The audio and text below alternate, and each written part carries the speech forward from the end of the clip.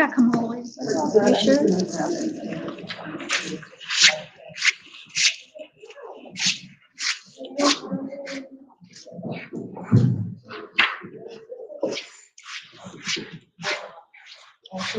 Thank you.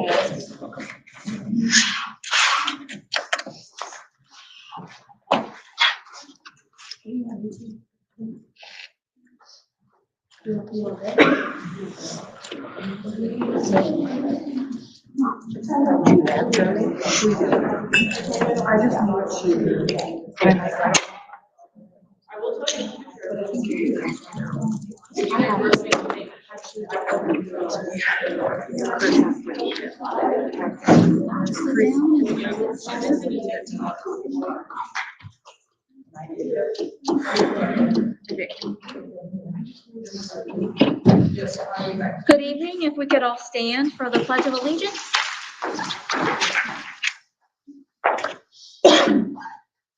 I pledge allegiance to the flag of the United States of America and to the republic for which it stands, one nation, under God, indivisible, with liberty and justice for all.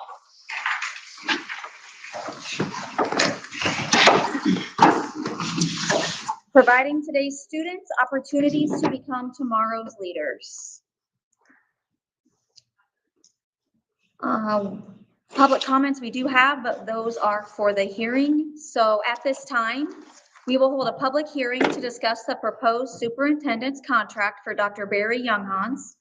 The meeting is now open for public objections to and support for the contract. Prior to speaking, please state your name, address, and affiliation, if any. We do try to limit these to 3 minutes. We are opening the meeting at 5:01. And we'll start with our first speaker, Ben Sexton.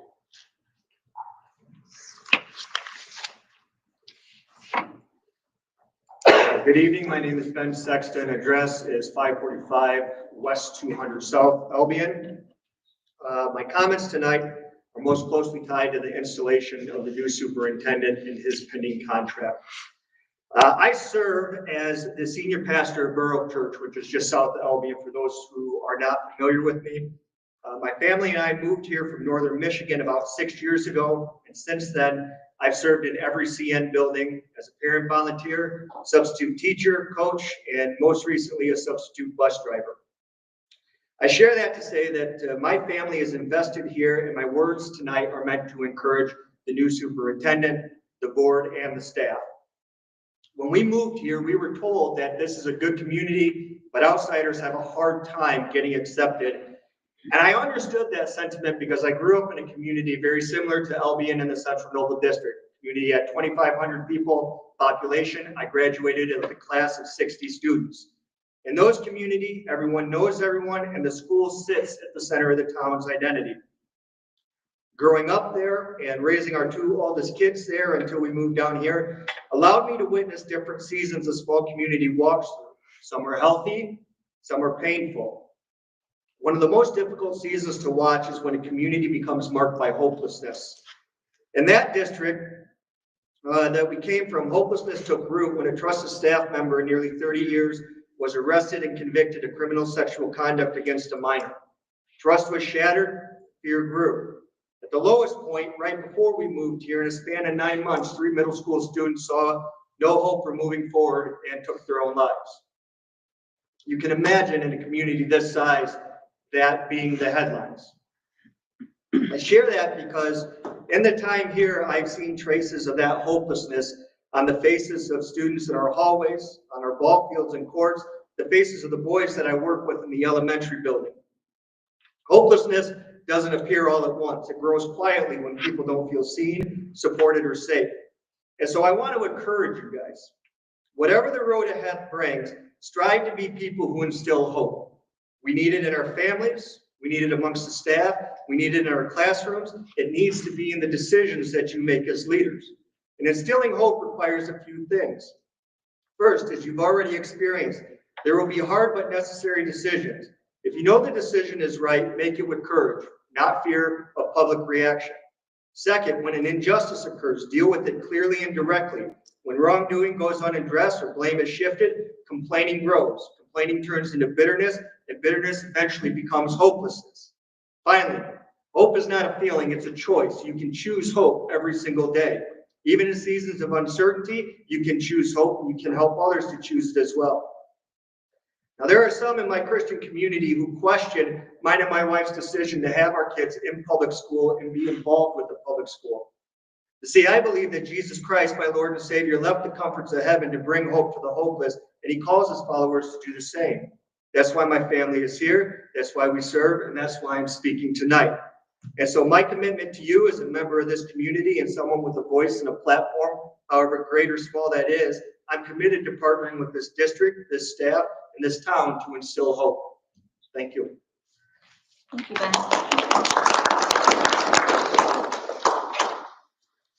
Next up, we have Kelly Lundquist.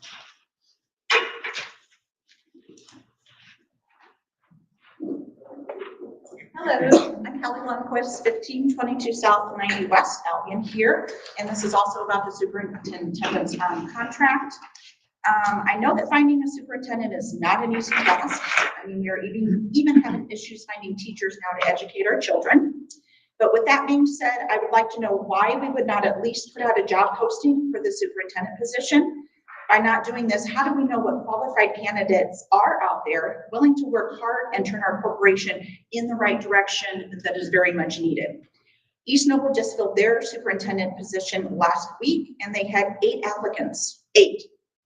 Westview, just today posted, they had 12 applicants. So that's 12 for Westview, 8 for East Noble.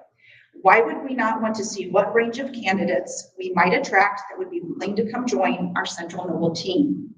I have nothing against Dr. Y, but for the Goshen Community Schools post from December 2021, it states that Dr. Y was going to transition to the administration center, where he will provide oversight for the day-to-day operations of 1, building and grounds, 2, custodial maintenance staff, 3, school nutrition services, and 4, technology.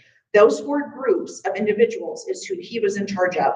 He was an assistant superintendent of operations for Goshen Community Schools for 1 semester as half a year, 6 months. He was not their superintendent. He was not their associate superintendent, but their assistant superintendent of operations. I have no problem with him being the interim superintendent, as we need someone to fill that vacancy for the time being. I totally get it.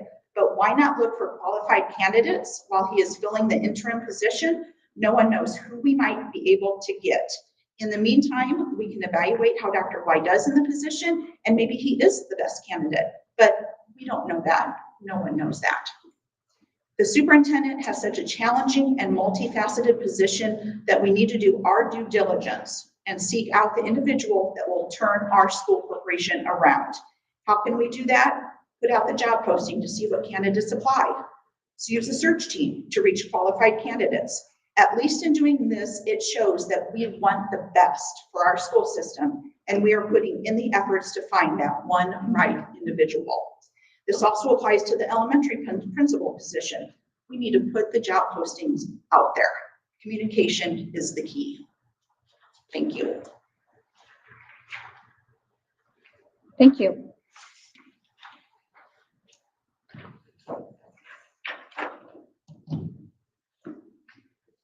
This concludes the public hearing on the proposed contract for Dr. Barry Younghans at 5:08 p.m.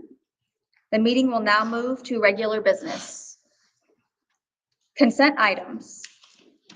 Approval of minutes from the November 17th regular session board meeting. Approval of the November 10th and 25th payroll and claims from November 18th through December 15th. Personnel, recommendation to rescind approval of Rodney Paris, School Resource Officer. Acceptance of resignation of Brooke Beam O'Neill, Junior Senior High Para. Recommendation to hire Trevor Tipton as CNE Acting Principal. Linford Yoder, Laura Scott, and Jeremy Swank as Winter Athletic Supervisors. Aaliyah Zobrist, Transportation Director. May I have a motion? I'll move. I'll second.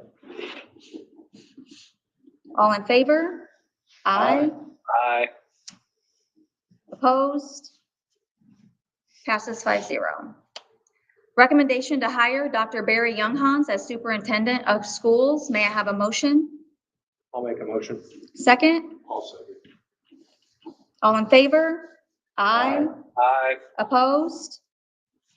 Passes 5-0. Action items, none at this time. Superintendent comments? Barry? Well, let's have Sean. Sean, do you have anything you want to share today? Nope, we're doing good. Last week before Christmas break, we celebrate our students every day, celebrate our staff. Wrapping up all of our things for our first semester, especially the class that ended the semester. Junior, senior high still has finals on Thursday and Friday. We're the Grinches of the corporation, I'm sure, but kids are doing great, our staff's doing great. Had a great first semester. And Brad? Busy at the primary. We've completed our winter NWEA testing. A few kids need to wrap up. Finishing that up, we've also completed dyslexia screening here and at the elementary building. And those letters went out to K-1-2 parents last week to notify if there was any issues or things on the horizon for them. Leading into December, we had our pre-Thanksgiving dinner. That was not a Central Noble primary thing. It was just hosted by the primary. It was a Central Noble community activity.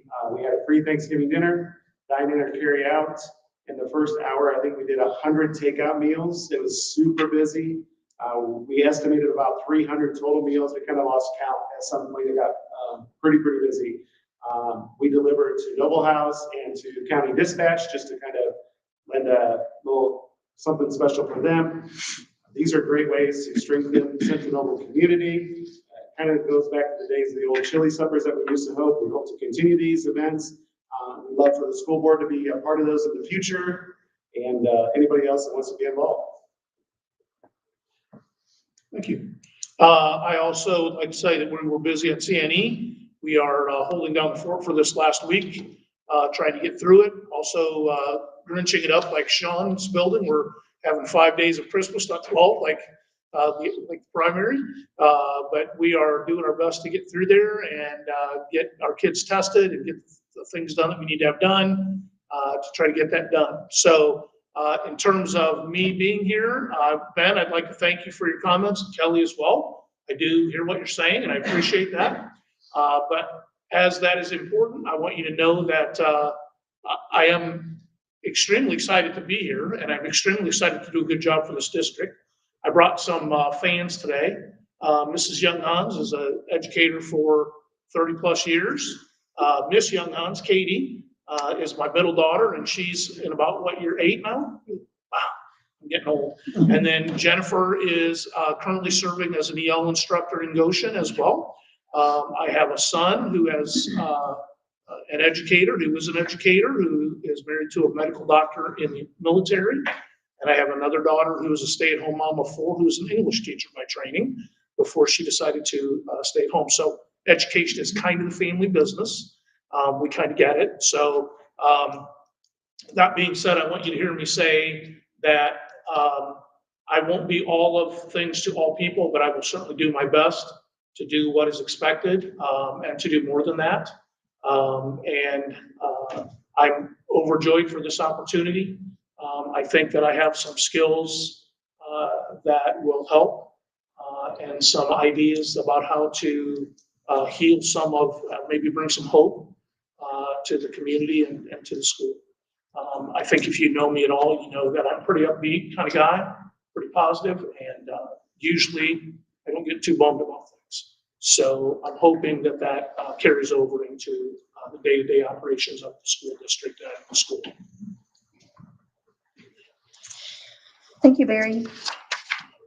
Meeting is adjourned at 5:13.